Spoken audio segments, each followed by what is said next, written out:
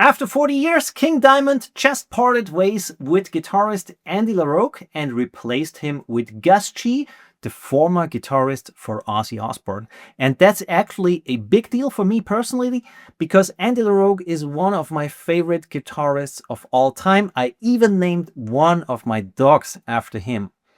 And if you are into rock or metal guitar, here is everything we know so far. Andy LaRocque joined King Diamond back in 1985, right at the very beginning of the band. And since then, he's played on every single one of their 12 studio albums. He's not just a hired guitarist, he's one of the band's founding members and one of its core songwriters. On July 24th, King Diamond announced on social media that the two had decided to part ways, calling it a decision made with, quote, pride, gratitude and respect. So no specific reason was given, and just hours later, King Diamond announced his replacement, Gus G. Known for founding the band Firewind and for playing guitar with Ozzy Osbourne. And here is what makes this genuinely surprising. Just about a month before this announcement, Andy LaRocque had publicly talked about the timeline for King Diamond's long-awaited new album, saying the songs were basically ready to go.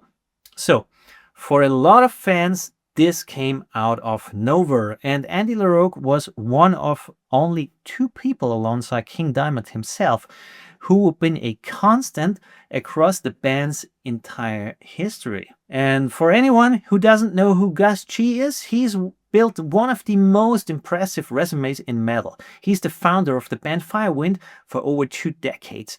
Ozzy Osbourne's touring and recording guitarist for years, several solo albums and guest appearances with bands like Arch Enemy and Doro Pesch. King Diamond says Gus will keep working on his other projects alongside with his new role, so this isn't an exclusive commitment. And Andy LaRocque, meanwhile, isn't going anywhere quietly.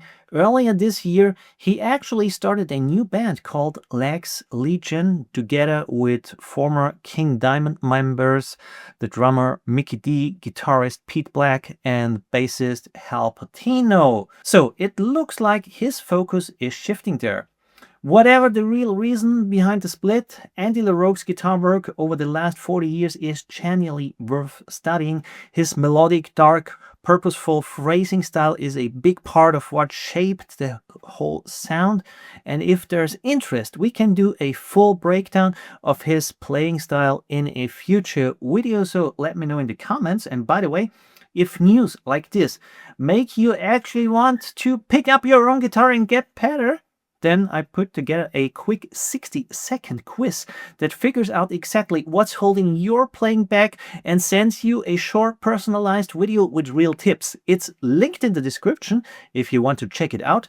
Either way, subscribe for more guitar content, and I will see you in the next one.